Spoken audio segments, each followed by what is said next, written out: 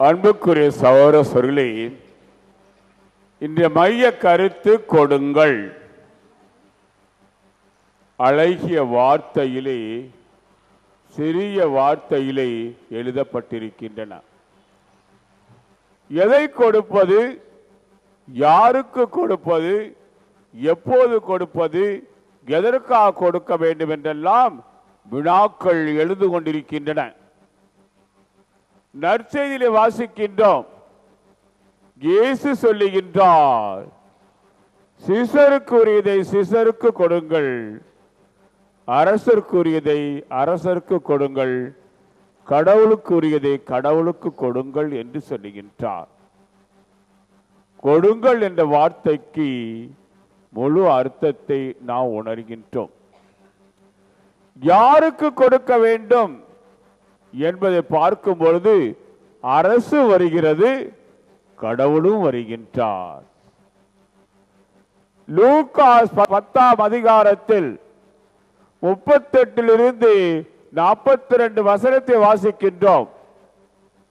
Martha, Maria இருவரும் இயேசுனுடைய சீடர்கள், நண்பர்கள்.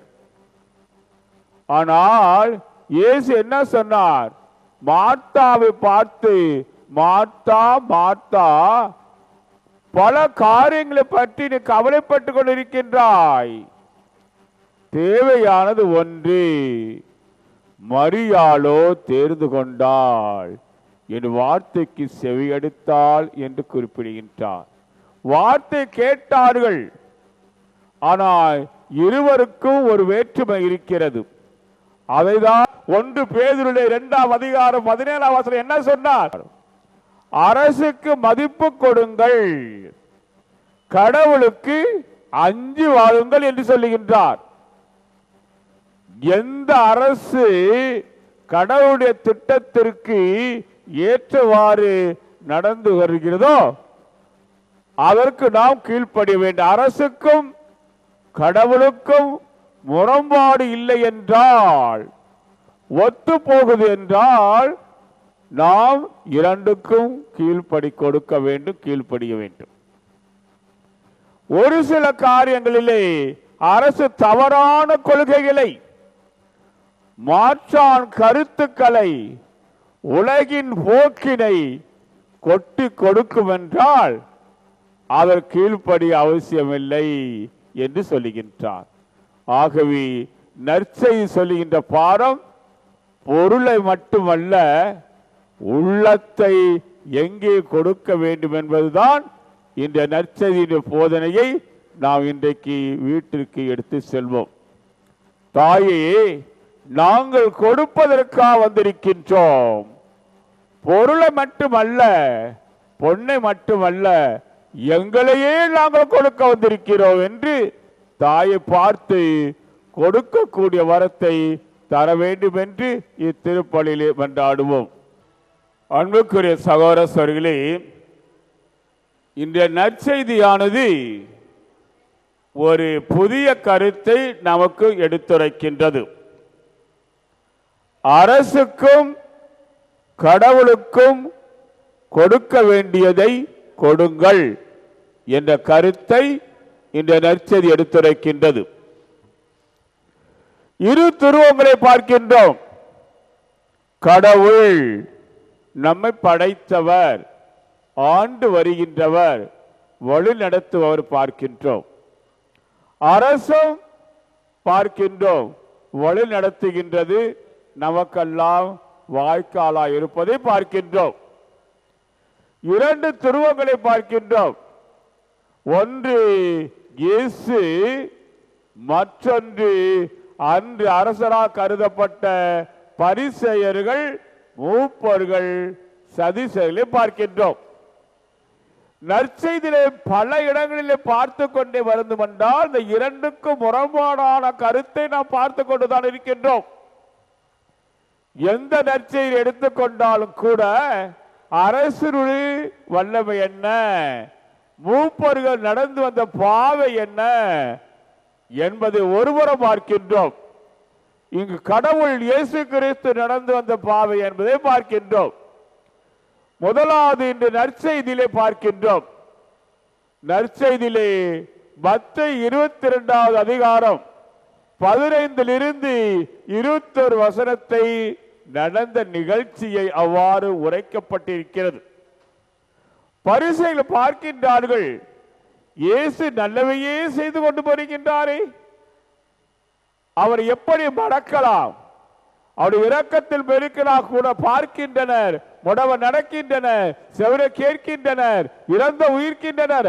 ஆகவே இத்தகைய பெயரையெல்லாம் பெற்றிருக்கின்ற இந்த கடவுளை, இறைமகன் சொல்லுகின்ற இயேசு கிறிஸ்துவை எப்படி கொலை செய்யலாம் என்று பார்க்கிறார்கள். அவருடைய வார்த்தையின் வழியாகவே அவரை கண்டுபிடித்திட வேண்டும், மேல்முறை செய்ய வேண்டும் என்று ஆசைப்படுகின்றார்கள். அதனால் தான் பரிசேயர் கூட்டம் இயேசுநாதரை அண்டி வருகின்றார்கள். இயேசுவோ அமைதியாக இருக்கின்றார். வந்த கூட்டம் பெருமைப்படுத்த, இயேசுவே நீ நல்லவர், பெரியவர், பல காரியங்களை செய்து கொண்டிருக்கிறவர், நாங்கள் கேட்கின்ற கேள்விக்கு நீ பதில் சொல்ல முடியுமா என்று கேட்கிறார்கள். அமைதியாக இருக்கின்றார் இயேசு.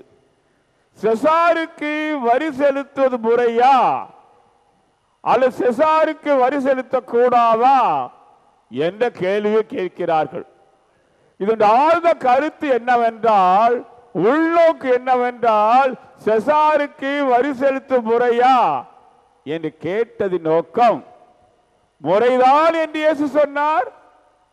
மக்கள் எதிர்த்து எழுவார்கள், மக்கள் இயேசுவை கோபப்படுவார்கள். ஏனென்றால் காலத்திலே ரோமையர்கள் என்ன செய்கிறார்கள்?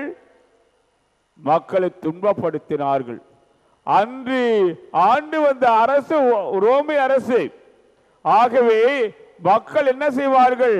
கொடுக்க வேண்டும் என்றால் இயேசு சரியல்ல, அவர் செசாரியபுரம் சேர்ந்து விட்டார், ஆகவே அவரை நாம் கொலை செய்ய வேண்டும் என்று கொத்தளிப்பார் என்று எதிர்பார்த்தார்கள்.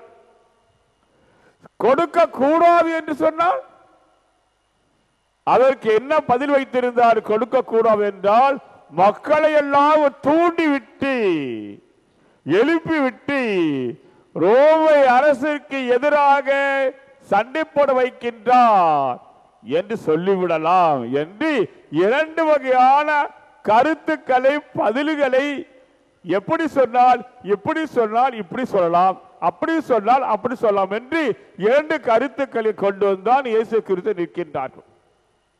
இயேசு உள்ளத்தை உணர்ந்தவர், உள்ளத்தில் இருக்கிற தீ எண்ணத்தை அறிந்தவர், மனப்போக்கை சிந்தித்தவர்.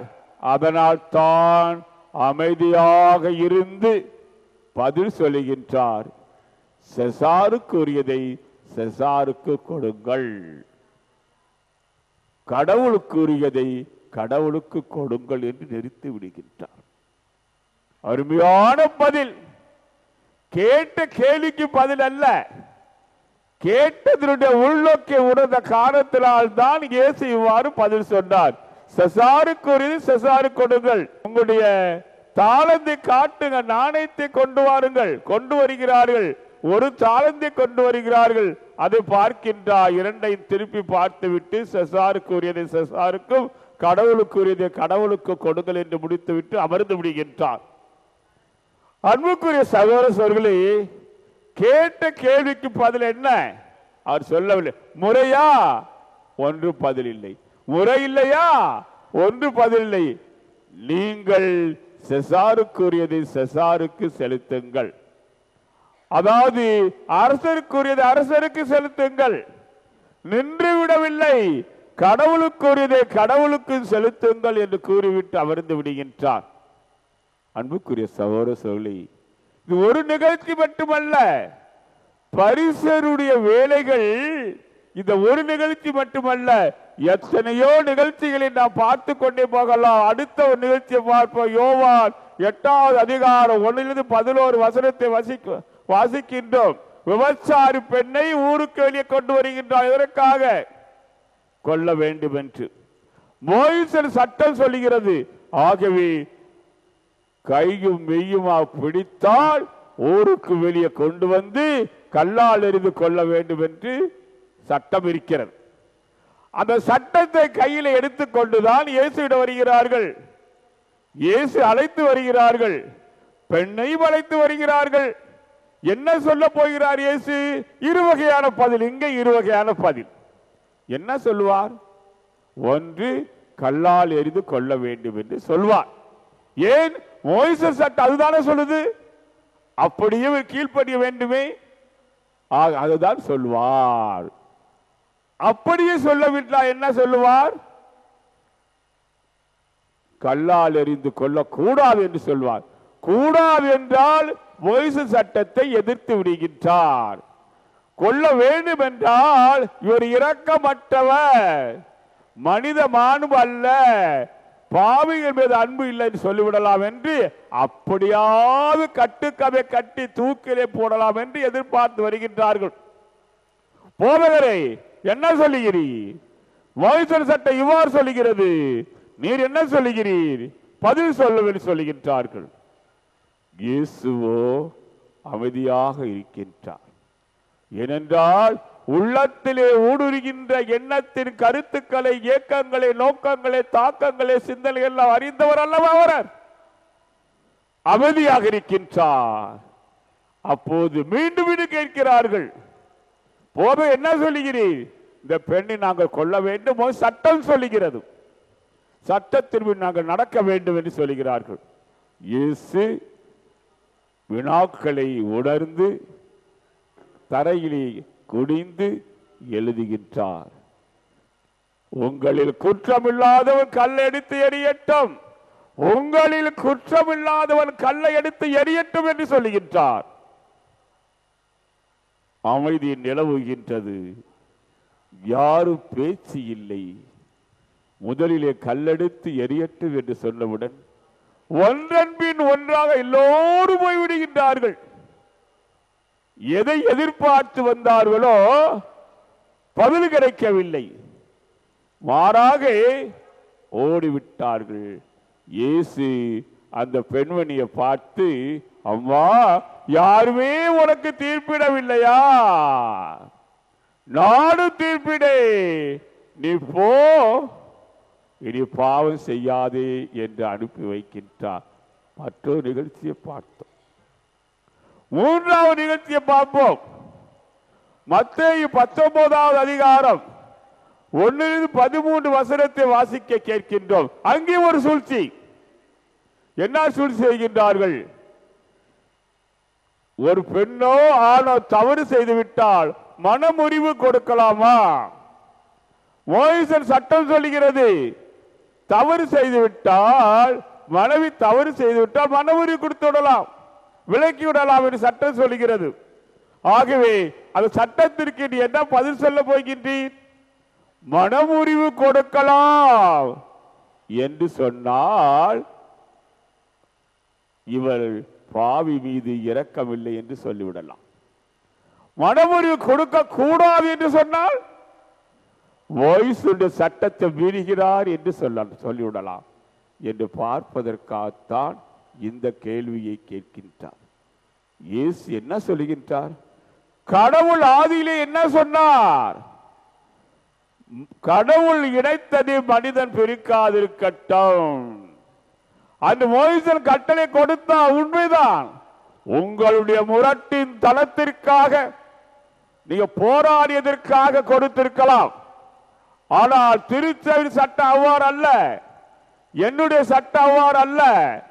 என்றைக்கு திருமணம் முடித்தாயோ அன்றிலிருந்து நீ ஒன்றித்து வாழ வேண்டும், மனிதனை பிரிக்க முடியாது, கடவுள் பிரிக்க முடியாது சொல்லி முடித்து விடுகின்றார். அவர் கேட்ட கேள்விக்கு இயேசு பதில் சொல்லவே இல்லை. ஏனென்றால் உள்நோக்கு வேறு. அதை உணர்ந்தவராக இயேசு பதில் சொல்லாது, கடவுள் இணைத்ததை மனிதன் பிரிக்காதிருக்கட்டும். அவ்வாறு மோசேஸ் கட்டளை கொடுத்திருந்தார். அன்றைய சூழலில் உங்களுடைய முரட்டுத்தனத்துக்கு கட்டளை கொடுத்தார். அது அவ்வாறு அல்ல. ஒரு காலம் பிரியக்கூடாது, மனமுறிவு கொடுக்க கூடாது என்று முடித்து விடுகின்றதை பார்க்கின்றோம். நான்காவதா பார்க்கின்றோம், ஒரு பெண்மணி ஒருவரை மணந்தார். அவர் இறந்து விட்டார். மோசேயின் சட்டம் என்ன சொல்கிறது? அவ்வாறு ஒரு கணவன் இறந்து விட்டார், அவனுக்கு சகோதரர் இருந்தால் கொழுந்தனனை மீண்டும் மணமுடித்துக் கொள்ளலாம். ஏனென்றால் அந்த சந்ததிக்கு ஒரு மரபு வேண்டும், ஒரு குழந்தை வேண்டும் என்று என்ற எண்ணத்தோடு மோசே சட்டம் கொடுத்திருக்கிறாரே. ஆகவே கொழுந்தனாரே கல்யாணம் பண்ணி வைத்தார்கள். அவனும் இறந்தான், அடுத்த கொழுந்தனானும் இறந்தான். ஆகவே 7 பேர் இறந்து விட்டார்கள். ஆண்டவரே இயேசுவின் என்ன சொல்லுகிறீர்? உயிர்ப்பு நாளிலே, தீர்வு நாளிலே இந்த பெண்மணி யாருக்கு கணவராயிருப்பார்? கேள்வி பாருங்கள், சூழ்ச்சிகரமான கேள்வி. யாருக்கு கணவராயிருப்பார்? முதல்ல உள்ளவருக்கா, இரண்டாவது உள்ளவருக்கா, 3ஆ, 4ஆ, 5ஆ, 6ஆ, 7ஆ? யாருக்கு கணவர் என்ற கேள்வியை கேட்கிறார்கள். ஏனென்றால் எப்படி பதில் சொல்லுவார்? இந்த பதிலை வைத்துக் கொண்டுதான் சிலுவையில் அறைய வேண்டும் காத்திருக்கிறார் அவர்கள். இயேசு நிதானமாக அப்படியே அமர்ந்தவரா பார்த்து சொல்லுகின்றார், விண்ணுலகத்திலே கல்யாணம் பெண் கொடுப்பதுமல்ல, பெண் எடுப்பதுமல்ல, அவர் கடவுளோடு இணைந்திருக்கிறார் என்று முடித்து விடுகின்றார். அவர்களுடைய வெக்கி போய்விடுகின்ற இதே எத்தனையோ எடுத்துக்காட்டுகளை சொல்லலாம். மார்க்கு 2வது அதிகாரம் 1-5 வசனத்தை வாசிக்கின்றோம். முடக்குவாதனை பார்த்து உடைய பாவங்கள் மன்னிக்கப்பட்டன, எழுந்து போ என்று சொல்லுகின்றார். பாவத்தை மன்னிக்க அதிகாரம் இவருக்கு எங்கே வந்தது? அங்கும் கேள்வி கேட்டார்கள். யோவான் 5வது அதிகாரம் 5-9 வசனத்தை வாசிக்கும் பொழுது மீண்டும் பார்க்கின்றோம். 38 ஆண்டுகளாக குணமான ஓய்வு நாளை குணம் கொடுத்த இயேசு பார்த்து, எப்படி குணம் கொடுத்தார் ஓய்வு நாளை கேட்கிறார்கள். இயேசு அதற்கும் பதில் சொல்லுகின்றார், போய்விடுகின்றார்கள். ஆகவே ஒரு பகுதியை பார்க்கின்றோம். இயேசு கிறிஸ்துவை மடக்குவதற்காக, கொலை செய்வதற்காக, அறைவதற்காக எண்ணற்ற கேள்விகளை கேட்டார்கள். இயேசு சொன்ன பதில் அவர் கேட்டதற்கு பதில் அல்ல, மாறாக இறை சித்தத்தை உணர்ந்தவராக பதில் சொல்வதை பார்த்தோம். 2வது பதிலில் 4 வகையான கருத்துக்களை இன்றைக்கு நான் கற்று செல்வோம் இந்த பாடத்தில் இருந்து. ஒன்று, முதல் கருத்து பார்ப்போம். லூக்கா 11வது அதிகாரம் 38 42 வசனத்தை வாசிக்கிறோம். அங்கு இயேசு சொல்கின்றார், நீங்கள் பரிசேயர் போல் இருக்க வேண்டாம். பரிசேயரே, உங்களுக்கு ஐயோ கேடு, ஐயோ கேடு பலமுறை சொல்லுகின்றார். வெறுத்து போய் சிந்தித்தவராக கடுமையான வார்த்தை உணர்த்து சொல்லுகின்றார். ஏன் சொன்னார் தெரியுமா? நீங்கள் என்ன செய்கின்றீர்கள்? சாதாரண பழுவை நீங்கள் தூக்குவதில்லை, மற்றவரை தூக்க வைக்கின்றீர்கள். இரு கையிலே முதலிடம் தேடுகின்றீர்கள், மற்றவரை பின்னோக்கி பார்க்கின்றீர்கள். பாரத்தின் சுமையை நீ சுமத்துகின்றீர்கள், ஒரு விரலால் கூட நீங்க அசைக்கவில்லை. நீங்கள் மதிப்பை தேடுகின்றீர்கள், அது நல்லதல்ல என்று சொல்லி சாடுகின்றார். அதே இயேசுதான் இன்றைக்கு முதல் பாடமா நாம் கற்றுக்கொள்ள வேண்டிய பாடம். என்ன சொல்கிறார் என்றால், நீங்களும் அது பரிசேயர் போல் வாழ வேண்டாம். ஏனென்றால் திமிர்வாதக்காரனை போன்று நீங்கள் வாழ வேண்டும் என்று சொல்வது போன்று மட்டுமல்ல, நீங்கள் உங்கள் வாழ்க்கையிலே இயேசுவை பின்பற்றுங்கள். குகையிலே பிறந்தால், ஏழு குடிசையிலே வளர்ந்தார். இயேசு பாவங்களை கழுவினார். தாட்சியாக இருந்தார். இங்கே அதிகாரம் இருந்தது, அந்தஸ்து இருந்தது, கர்வம் இருந்தது. வேண்டாம் மனிதா, உன் கர்வம் எங்கயா? மனிதா, நீங்க எதிலேப்பா பெருமை கொள்ளக்கூடிய? கல்வியா, கலையா, காவியமா, ஓவியமா, பணமா, பட்டமா, பதவியா? ஒன்றுமல்ல. உன்னையே உணர்ந்து கொள். நீ பரிசேயர் கூட்டமா, இயேசுவின் கூட்டமா? முடிவு செய்ய வேண்டியது முதல் பாடம் நம்மை பொறுத்திருக்கிறது. முதலீடுக்கு தேடாதே, ஏழைகளை வஞ்சிக்காதே, கடுமைப்படுத்தாதே, நீ சட்டத்தை கொண்டு வந்து திருடாதே நீ என்று உணர்த்துகிறார் முதல் பாடத்தில். இரண்டாம் பாடத்தை நற்செய்தியிலே வாசிக்க கேட்டது போல, செசாருக்குரியதை செசாரு கொடுங்கள், அரசருக்குரியது அரசர் கொடுங்கள் என்று சொல்லுகின்றார். எதை குறிப்பிடுகிறார் என்றால் அரசுக்குரியதை கொடு, ஏமாற்றாதை. எத்தனையோ பல வகையான கணக்கு எழுதி டாக்ஸ் எல்லாம் பல வகையான எழுதி கொடுக்க மாட்டார்கள். இது இப்படி அப்படி என்று ஆடிட்டை வைத்துக் கொள்ள முடியும். அதுவாறு செய்யாதே. உன் கடமை கடவுளுக்குரியதை கடவுளுக்கு அரசுக்குரிய அது கொடு என்று சொல்லுகின்றார். கடவுளுக்குரியதை கடவுளுக்கு கொடு என்று சொல்லுகின்றார். அதாவது இங்கு ஆழ்ந்த கருத்து என்னவென்றால், தாமஸ் மோர் என்பவர் ஒரு பொதுநிலையினர், இன்று ஒரு வேத சாட்சியாக மரணமடைந்தார். இங்கிலாந்திலே 8வது ஹென்றி என்பவர் மறு கல்யாணம் பண்ணுவதற்காக பாப்பானோட உத்தரவு கேட்டார். பாப்பான உத்தரவு கொடுக்க மறுத்து விட்டார். உடனே என்ன செய்தார்? எல்லாரையும் அழைத்து அவர் செய்த தப்பு என்று கையெழுத்து போட சொன்னார். தாமஸ் கேட்டார், நான் போட மாட்டேன், ஏனென்றால் அரசு வேண்டும், ஆனால் அதை விட எனக்கு என்ன வேண்டும்? கடவுள் வேண்டும். அதுதான் முக்கியம் என்று கேட்கிறார். நான் கடவுளுக்கு தான் கீழ்ப்படுவேன் தவிர அரசுக்கு அல்ல. ஏனென்றால் இந்த அரசு உன்னுடைய அரசு, கடவுளுக்கு எதிர்த்து நீ போராடுகின்றாய், கீழ்ப்படிய மாட்டேன் என்று சொன்னார். வெட்டி கொலை பண்ணிவிட்டார். வேத சாட்சியா இருக்கிறார். அதுதான் ஆண்டவர் கேட்கின்றார். இன்று எத்தனையோ அரசு இருக்கிறது, தவறான கொலையை பரப்பிக் கொண்டிருக்கிறது, சிசு கொலையை ஏற்றுக்கொண்டிருக்கிறது. வயது வந்துவிட்டா கொண்டு போடு, நீண்ட நாள் வியாதியா இருந்தானா அழித்து விடு என்றெல்லாம் சொல்லுகின்ற சட்டத்தை பார்க்கின்ற சமுதாயமே அரசு கீழ்ப்படிய வேண்டும். ஆனா இதுக்கல்ல, கடவுளுடைய சட்டத்துக்கு கண்டு தீர்ப்பதனால்தான் 1 பேதுருவிலே 2ஆம் அதிகாரம் 17ஆம் வசனம் என்ன சொன்னார்? அரசுக்கு நீங்கள் பணிந்திருங்கள், ஆனால் கடவுளுக்கு நீங்கள் அஞ்சுங்கள் என்று சொல்லுகின்றார். 3வது பாடம் கற்றுக்கொள்ள வேண்டியது கொடுங்கள் என்று சொல்லுகின்றார். லூக்கா 6வது அதிகாரம் 38ஆம் வசனத்தை என்ன பார்க்கிறோம்? கொடுங்கள் என்று சொல்லுகின்றார். நாம் கொடுக்க வேண்டும். அரசருக்குரியது அரசர் கொடுக்க வேண்டும். அதுதான் ரவீந்திர தாகூர் என்பவர் ஒரு நாள் தேரிலே பவனியாக வந்து கொண்டிருந்தார். ஒரு பிச்சைக்காரன் நின்று கொண்டிருந்தார். ஒரே மகிழ்ச்சி. என்ன மகிழ்ச்சி? நிறைய அரசர் கொடுக்க போகிறான் என்று. அந்த தேரானது பிச்சைக்காரன் அருகில் நின்றது. அவன் ஒரே மகிழ்ச்சியோடு பார்க்கிறான். ஒற்று நோக்கி பார்த்தான். அரசரோ கீழே இறங்கி வந்தார். பிச்சைக்காரன் போய் ஒரு பிச்சை கேட்டார். இவர் வியப்பு, திகைப்பு. உடனே பையில இருந்த அரிசி நிறைய வச்சிருந்தார். ஒரு அரிசி எடுத்து கொடுத்தார். அரசர் மீண்டும் சென்று விட்டார். வீட்டிற்கு போகின்றான்.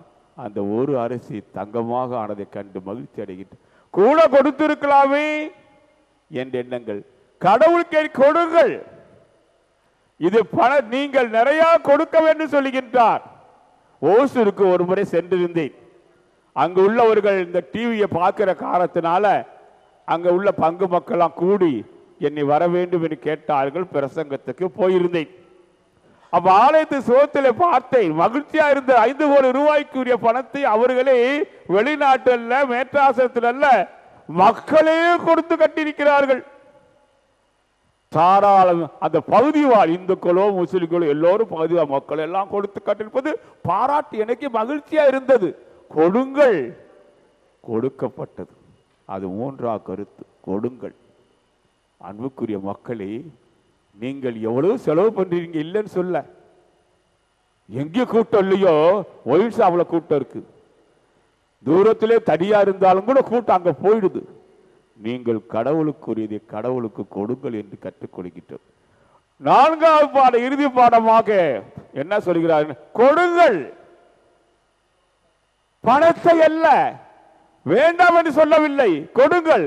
ஆனால் உங்களையே கொடுங்கள் என்று சொல்லுகின்றார். மார்க் 12வது அதிகாரம் 41 44 வசனத்தை வாசிக்கும் போது, ஏழை பெண்மணி கொடுத்தால் எதை கொடுத்தால்? 2 செப்பு காசை கொடுத்தால். என்றால் பிழைப்புக்கு என்று வைத்திருந்த காசை அப்படியே கொடுத்து விட்டு. காரணம் என்னவென்றால் ஆண்டவர் மீது நம்பிக்கை வைத்து கொடுத்தால் தன்னையே கொடுத்தாள் என்று சொல்கின்றார். அதனால் தான் முதல் சாமுவேல் 10வது அதிகாரம் 3வது அதிகாரம் 10வது வசனம் என்ன சொல்கிறார்? ஆண்டவரே பேசும், நான் கேட்கிறேன். அதுதான் கொடுப்பது. பல பேர் பணத்தை கொடுப்பார்கள், பொருளை கொடுப்பார்கள், தன்னை கொடுக்க மாட்டார்கள். அதுதான் 4வது பாடமாக உன்னை கொடு, காணிக்கையாக மகனே மகளே உன்னை கொடுப்பா, அதுதான் எனக்கு தேவை என்று சொல்லுகின்றார். அன்புக்குரிய சகோதர சகோதரிகளே, கொடுப்போம், இறைவனுடைய அருளை பெறுவோம். அந்த புதுமையை நான் சொல்லுகின்றேன். எஸ் ரெஜினா உமா, சாமையார் கோட்டை, திருப்பத்தூர். எழுதி வைத்தவை அவருடைய கணவருக்கு வண்டி ஓட்டி சென்ற பொழுது லாரியிலே விபத்து ஏற்பட்டு விட்டது. லாரியோ நொறுங்கி போய்விட்டன. இவரையோ சற்று தூரம் கடந்து ஒரு வயலிலே கிடந்தார். பார்த்தவர்கள் அவரை கொண்டு போய் கவர்மெண்ட் ஆஸ்பத்திரியில் சேர்த்து வைத்தார்கள்.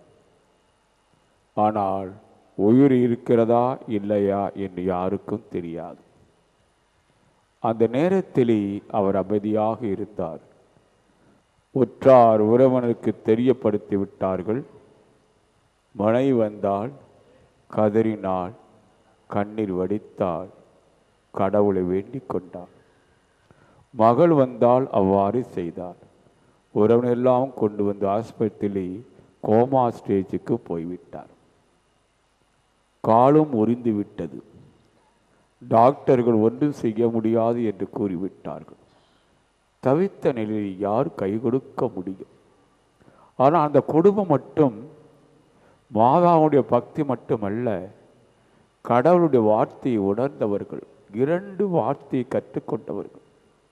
ஒன்று, லூக்காஸ் 7வது அதிகாரம் 1லிருந்து 7 வசனத்தை என்ன பார்க்கின்றோம்? 102 நோக்கி இயேசு என்ன சொன்னார்? ஒன்று சொன்னார், நீ போ, குணமாவாய், நம்பிக்கையோடு போ, உன் நம்பிக்கை வீணாகாது என்று சொன்னார். அந்த வார்த்தைக்கு நம்பிக்கை நோய் ஜெபித்தார்கள் மாதாவிடம். மறுபுறம் என்ன சொன்னார்?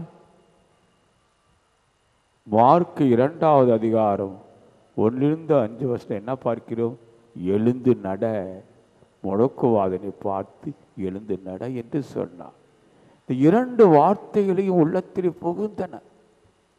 இதை சொல்லிக் கொண்டிருக்கின்றார்கள். மாதாவே, எங்களை கைவிட்டு விடாதே.